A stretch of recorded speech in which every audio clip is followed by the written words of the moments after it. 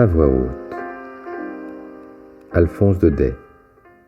Les lettres de Montmoulin. Le portefeuille de Bixiou. Un matin du mois d'octobre, quelques jours avant de quitter Paris, je vis arriver chez moi, pendant que je déjeunais, un vieil homme en habit râpé, cagneux, crotté, l'échine basse, grelottant sur ses longues jambes comme un échassier déplumé. C'était Bixiou.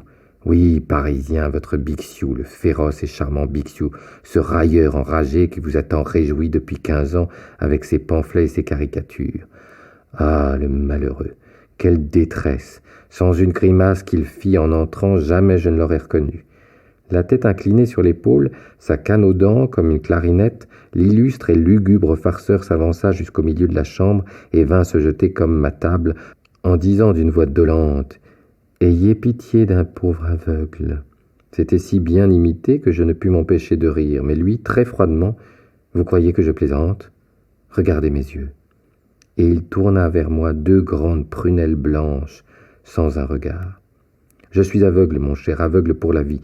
Voilà ce que c'est que d'écrire avec du vitriol. Je me suis brûlé les yeux à ce joli métier, mais là, brûlé à fond, jusqu'aux bobèches, ajouta-t-il, en me montrant ses paupières calcinées où ne restait plus l'ombre d'un cil. J'étais si ému que je ne trouvais rien à lui dire. Mon silence l'inquiéta. « Vous travaillez ?»« Non, Bixiou, je déjeune. Voulez-vous en faire autant ?» Il ne répondit pas, mais au frémissement de ses narines, je vis bien qu'il m'aurait d'envie d'accepter.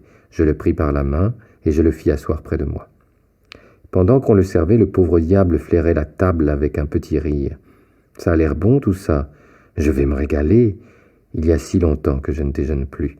Un pain d'1 sou tous les matins, en courant les ministères, car, vous savez, je cours les ministères maintenant. C'est ma seule profession. J'essaie d'accrocher un bureau de tabac. Qu'est-ce que vous voulez? Il faut qu'on mange à la maison. Je ne peux plus dessiner, je ne peux plus écrire, dicter, mais quoi? Je n'ai rien dans la tête, moi. Je n'invente rien. Mon métier, c'était de voir les grimaces de Paris et de les faire. À présent, il n'y a plus moyen. Alors j'ai pensé à un bureau de tabac. Pas sur les boulevards, bien entendu. Je n'ai pas droit à cette faveur, n'étant ni mère de danseuse, ni veuve d'officier supérieur. Non, simplement un petit bureau de province, quelque part bien loin dans un coin des Vosges. J'aurai une forte pipe en porcelaine, je m'appellerai Hans ou CBD, comme dans Ekman-Chatrian, et je me consolerai de ne plus écrire en faisant des cornets de tabac avec les œuvres de mes contemporains. Voilà tout ce que je demande. Pas grand-chose, n'est-ce pas? Eh bien, c'est le diable pour y arriver. Pourtant, les protections ne devraient pas me manquer. J'étais très lancé autrefois. Je dînais chez le maréchal, chez les princes, chez les ministres. Tous ces gens-là voulaient m'avoir parce que je les amusais, ou qu'ils avaient peur de moi. À présent, je ne fais plus peur à personne. Oh, mes yeux, mes pauvres yeux. Et l'on ne m'invite nulle part. C'est si triste, une tête d'aveugle à table. Passez-moi le pain, je vous prie. Ah, les bandits. Ils me l'auront fait payer cher, ce malheureux bureau de tabac. Depuis 6 mois, je me promène dans tous les ministères avec ma pétition. J'arrive le matin à l'heure où l'on allume les poêles et où l'on fait faire un tour aux chevaux de son Excellence sur le sable de la cour. Je ne m'en vais qu'à la nuit, quand on apporte les grosses lampes et que les cuisines commencent à sentir bon.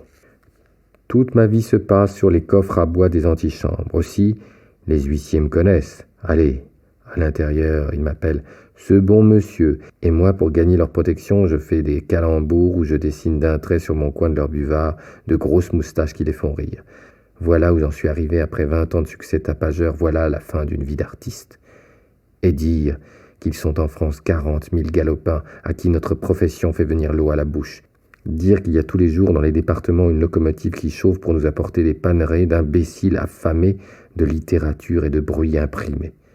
Ah, province romanesque, si la misère de Bixiou pouvait te servir de leçon. Là-dessus, il se fourra le nez dans son assiette et se mit à manger avidement sans dire un mot. C'était pitié de le voir faire. À chaque minute, il perdait son pain, sa fourchette tâtonnait pour trouver son verre. Pauvre homme, il n'avait pas encore l'habitude. Au bout d'un moment, il reprit. « Savez-vous ce qu'il y a encore de plus horrible pour moi? C'est de ne plus pouvoir lire mes journaux. Il faut être du métier pour comprendre cela. Quelquefois, le soir, en rentrant, j'en achète un. Rien que pour sentir cette odeur de papier humide et de nouvelles fraîches. C'est si bon, et personne pour me les lire. Ma femme pourrait bien, mais elle ne veut pas. Elle prétend qu'on trouve dans les faits divers des choses qui ne sont pas convenables. Ah, ces anciennes maîtresses, une fois mariées, il n'y a pas plus bégueule qu'elles. Depuis que j'en ai fait Madame Bixiou, celle-là s'est crue obligée de devenir bigote, mais à un point. Est-ce qu'elle ne voulait pas me faire frictionner les yeux avec l'eau de la salette? Et puis le pain béni, les quêtes, la sainte enfance, les petits chinois, que sais-je encore. Nous sommes dans les bonnes œuvres jusqu'au cou.